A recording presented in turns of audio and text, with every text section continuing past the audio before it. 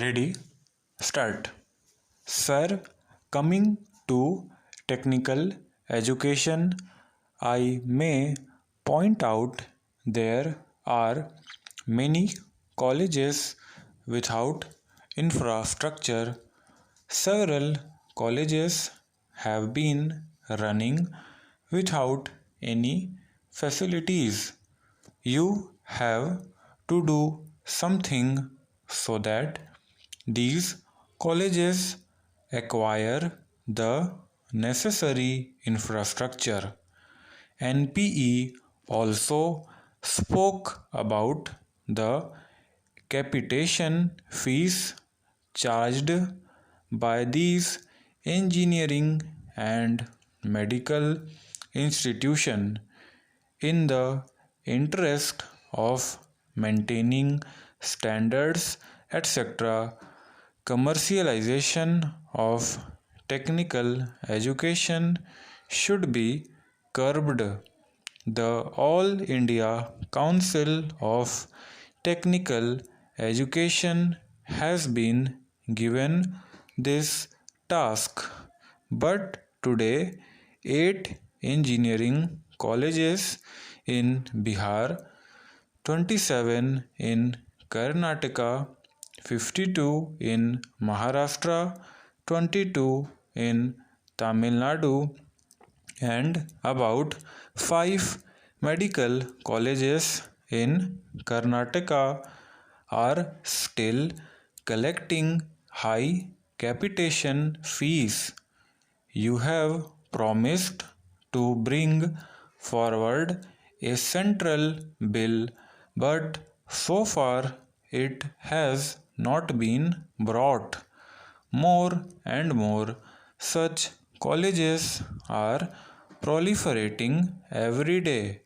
In Maharashtra, particularly, there is a mushroom growth of such technical institution. I would like to know whether it is advisable to allow such institutions to come up. The minister should ponder over this. So far, we are having only 5 IITs. They are maintaining good standards. I understand you are going to have the 6th one in Assam. Its progress is very slow. When I went to Assam, the Assam Chief Minister said that only the site has been identified, but no progress has been made. It should be given a fillip. In addition, I suggest one more IIT should be started in Hyderabad because it is a central place easily accessible to many people. The minister need not feel shy about it. It can be had even at Warangal or anywhere else, but we need one more IIT. Similarly, the number of Indian institutes of management is also very less. Such institutes are only 4 in number. If you cannot open an IIT, you open IIM in Hyderabad. That is my specific request to the Honorable Minister. You are financing a number of other organizations, the Indian Council of Social Sciences Research, the Indian Council of Philosophical Research, the Indian Institute of Advanced Studies, Simla, the Indian Council of Historical Research. I know some of them are doing a good work, but I do not know if the money allotment is just sufficient for salaries and maintenance of the buildings. Therefore, a review of the allotment and a committee to review the functioning is needed.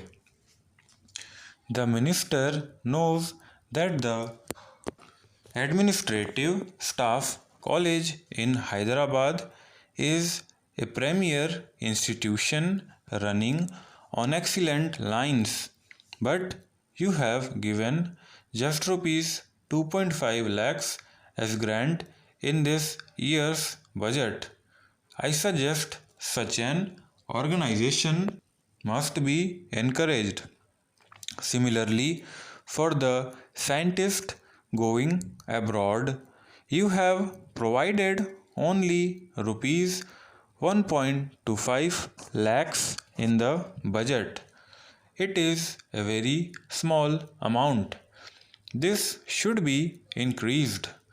The Education Ministry should lay more stress on the extracurricular activities of the students. Study tours, excursions, the NCC and the NSS should be given encouragement. The earn as you learn has also to be encouraged. It has not picked up in our country, but we should give more encouragement to this scheme because in a poor country like ours, there are many students from the middle class families. If you can introduce a scheme like earn as you learn, at least in some centers, on an experimental basis, that would be helpful. Regarding the role of the student unions, also you must review because in certain universities like Delhi University and some other universities, elections to these unions are comparable to the general elections, and most of the time of the students is being lost in the direct elections. In earlier days, the student unions were formed by indirect elections. The class leaders used to be elected, and those leaders used to elect the executive of the union. Whether we should go back to that system should be examined because of the role of the students' union. I do not want abolishing of the unions as a whole, but a different method for elections to these unions must be examined. Then I strongly oppose any move for an all India service in education.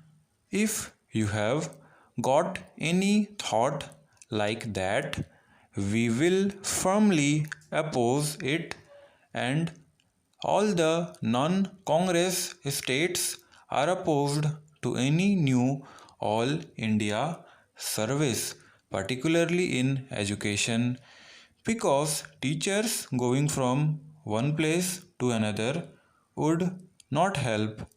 It will not help at all. Regarding adult education, also the literacy rate in 1951 was 16% and it has just come to 36% in 1981 after 30 years. Just you have 20% increase.